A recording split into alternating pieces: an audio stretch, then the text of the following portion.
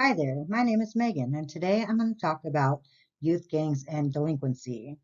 This is Chapter 10 out of the Juvenile Delinquency 3rd edition book written by John Randolph Fuller. First, I'll start off with what is considered a youth gang? What about just a gang member? Well, according to the National Institute of Justice, who did research specifically focused on youth gangs, they classify them as a group that has three or more members, usually ages 12 to 24. All the members usually share some kind of identity, whether it's a name, a symbol, a tattoo, the color of their clothes, or even haircuts. Members of the group view themselves as a gang as well as are recognized as a gang from other gangs. The group has some stability and degree of organization, and there's usually a leader or someone that's been there the longest that plans out all the criminal activities. Also, the group is involved in a high level of criminal activity. Now, criminologists still haven't ever fully agreed as to what constitutes a youth gang. However, scholar Walter B. Miller went and asked several different people, from social workers to ex-cons to past and present gang members. What he found was that 85% of those surveyed did agree on 6 characteristics of a juvenile gang member. The first one was self-formed association of peers, meaning kids meshing together due to things like poverty or race. Second characteristic would be bound by mutual interests. These can be as simple as living close to each other or hanging out at the mall every day at a particular place and time. The third characteristic would be well-developed lines of authority and other organizational features. Gangs have the leaders, the drug sellers. They have specific roles for the individuals in the groups. 4, acting together to achieve a specific purpose or purposes. So this would be like going to break into somewhere. You would want a lookout person, maybe somebody who's going inside, and maybe even a getaway driver. Number 5 would be involvement in illegal activity. This is probably the main one that people look at. Members are usually involved in anything from drugs to murder. And the last characteristic would be control over a particular territory, facility, or type of enterprise. Again, this could mean meeting at the mall at the same time and place, claiming ownership of the particular location. Okay, so when did gangs first become in the US? Well, in 1783, they started along the East Coast. However, it wasn't until later in the 19th century that they started being more noticeable. Early gangs were mainly neighborhood based and were formed among the same ethnical backgrounds. You might ask, who are in these gangs? Well, early on, gangs were developed from immigration issues. Youths might have been associated, but then it was mainly adults. And it wasn't until the various ethnic groups achieved middle class status that gangs started to decrease, meaning they were better able to support themselves and families without the so called help of these gang members. So, John C. Powell and John P. Moore looked at 3 different regions of the country to explain how gangs developed. The first one, street gangs in the Northeast. These ones were multi-ethnic and started in New York City. Immigration brought the Irish, Italian, and Jewish immigrants, and gangs started to become more diverse. So the later waves of immigration brought the Chinese and Latinos, and the last was the arrival of many black migrants from the south to the north cities, com- completely affected the way the gangs were formed. Next, they had the Chicago street gangs. The first street gangs in Chicago were based around the fire department. These were mainly white white folks. Black migrants from the South found that Chicago had many disadvantaged neighborhoods that made it easy to form gangs in, which this caused the white gangs to terrorize the black community, who formed a gang to protect themselves. And lastly, we have They studied the street gangs in the West. These gangs had their roots mainly in Mexico. They believed that the western part of the U.S. was stolen from their ancestors, and also that Central American gangs were developed in the United States, where in some places they have destabilized neighborhoods, making them more of a high crime areas that also have links to drug trafficking cartels. So, what is it that we know about gangs? Well,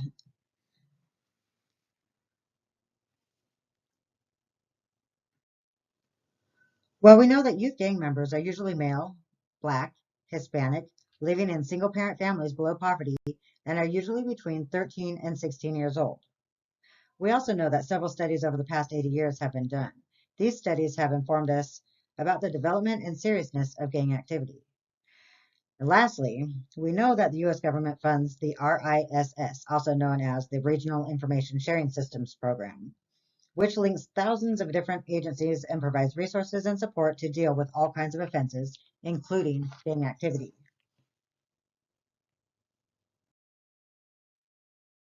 So there's two aspects of a gang member. The first one is involvement in crime. So everyone likes to have friends, but researchers are only interested in the groups that break the law. This is an important difference when it comes to deciding which groups are gangs and which ones are just friends hanging out. The other aspect is bonding. Gang members tend to have family like loyalty, meaning they maybe wear the same clothes or colors, or maybe even get the same tattoo. They also spend time together in non criminal activities, such as barbecues or playing basketball. So researchers have two different strategies to study gangs. These are examining records and talking to criminal justice administrators. And also, the second one is communicating directly to youths and gang members through surveys and interviews. Now, researchers also found three problems when trying to study gangs. The first and probably most obvious is finding members that are willing to actually talk. However, when they do find one, they can build the trust and vouch for the researcher and introduce them to others, which researchers refer to as the snowball sample. The second problem is generalizability, which means when studying one particular gang, you can't just assume that other gangs are the same. And the last problem is what they call the Hawthorne effect, which is basically saying that by them being there talking, are they influencing any responses? For example, if the study was on stealing cars per se, would the member really be honest if they had stolen a vehicle to get to that interview? So, by definition, gang delinquency is group behavior. We have to understand how and why juveniles pursue pure friendships, and also how non gang groups avoid getting caught up in these criminal activities. We do know that for young people, the constant exposure to other youths that are of the same age, maturity, and poverty level may be tempted into delinquent behavior, mainly when there's no parents around to supervise. American society is an age graded society.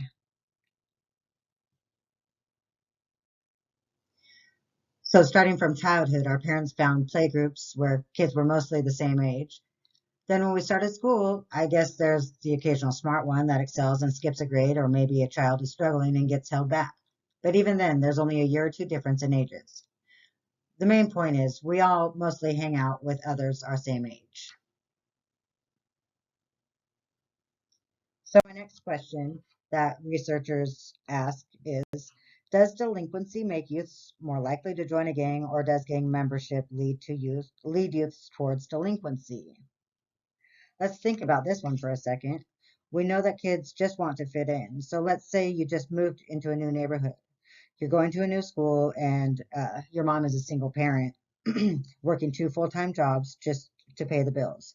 The only time you really see her, she's sleeping. There's another new kid in a similar situation, so you guys become friends. Without parental supervision, you guys have a lot of time on your hands to get to know each other. So one day you're feeling kind of sad. Your new friend tries to cheer you up and asks you to go to the skate park. While there, you see some kids drawing art with some paint all over everything. It looks fun, so you and your friend go to get your own paint. Next thing you know, you and your friend get arrested for graffiti.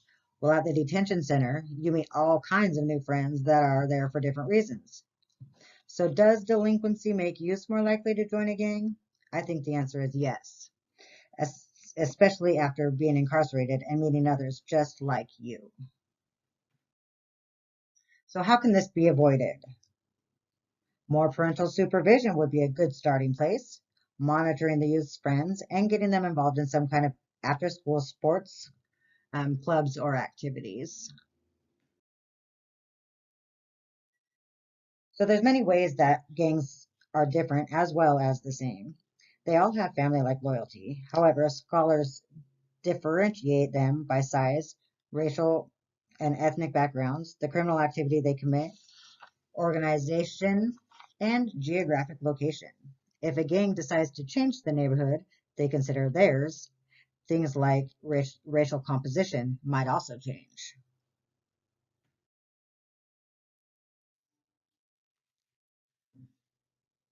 So I'm going to talk a little bit about joining a gang and why the kids get involved. So joining the gangs are looked at like a turning point in a youth's life. Once you're in and start being involved with criminal acts, it tends to be a little challenging to get out. Some factors will push a youth towards joining. Some examples would be maybe friendships, protection against other gangs, or maybe family tradition. Things like money, popularity, and excitement will pull a youth into joining a gang. So let's talk a little bit more about that. Um, let's go back to being the new kid at school. Joining an already established gang would provide a sense of belonging. You would have instant friends or homies that now are more like family than your own mom that's so exhausted from working to pay the bills she doesn't have any time for you. Another way a youth would get pulled into joining is when they've been rejected by their peers or failing in their classes. The gang can make you feel accepted and protected. Some youths feel pushed into the gang life because of their race or ethnic background. This is completely out of their control, yet joining seems to make everything better. Or maybe they're just bored and they don't really have a reason. They might not even realize that they are choosing delinquency behavior.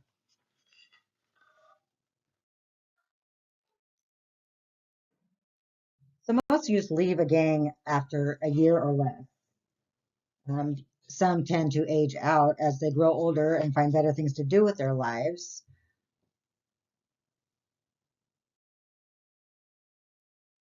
There's quite a few different types of gangs.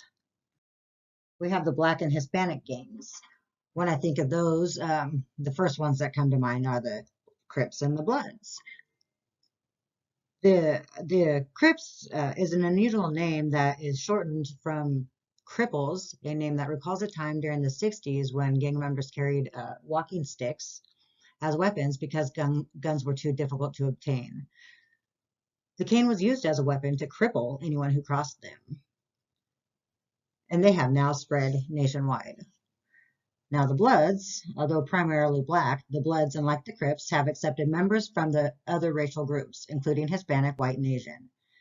They too have spread nationwide. The Bloods sell a variety of drugs, including heroin, LSD, PCP, and crack cocaine. Now, there's the folks that are aligned with the Crips. They are a sophisticated criminal organization that uses legitimate false front businesses to conceal its drug distribution network. That could be anything like a laundromat, for example. Then we have the People. There are two large gangs based in the Midwest. People style gangs are more racially different than the California gangs. They include individuals from a variety of racial and ethnic backgrounds, and they are just loosely connected to the Bloods. So Latin Kings is the largest of the people-style gangs. They are one of the oldest and most powerful gangs in the country. They are also the most violent of the Hispanic gangs. The Vice Lords are a black gang that started in Chicago in the 60s, attempted to eliminate crime and violence in the community and increase job opportunities in urban areas for disadvantaged youth.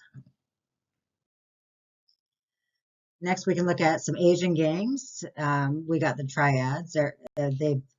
They are a problem since they recruit members as young as 13. And the Tongs, Chinese social clubs that law enforcement officials suspect of being associated with illegal gambling, drug trafficking, extortion, and robbery. We have Yakuza, the Chinese and Japanese gangs. There's estimated to be about 200,000 members worldwide and are active in the U.S. The Tiny Rascal Gang is a Cambodian street gang that began in Long Beach, California in the 80s. They are one of the largest Asian gangs in the United States. Then we come to the white gangs. We have the skinheads, which you definitely still see a lot of them around. They get their name because of their shaved heads. They're usually wearing more or less black clothing with boots. They prefer to remain racially pure and not mix with other races. We also have taggers. They are usually not violent. That is not a normal thing for them. They instead use graffiti to call attention to themselves. They go around and leaving tag marks everywhere where other people can see it. They usually range from 10 years up to the early 20s, but most stop at 15 or 16. So gangs and females. Female gang members do participate in delinquent and criminal activities as part of male gangs, and also do have some all-female gangs. Females usually join for protection, and they tend to become the most serious, violent, and chronic delinquents of all girls. There's 3 ways a female can join a gang. They can get jumped in, which involves physical fighting other females, gang members usually, but sometimes just an outsider. They can be born in, where they have a mom or dad who's already in the gang, so they can just be admitted without having to prove their toughness. Or they can be trained in or sexed in, which would require them to have sex with several different gang members, starting with the leader and then working their way down. So research over the last 2 decades has found that active female participation in criminal gang activities is on the rise.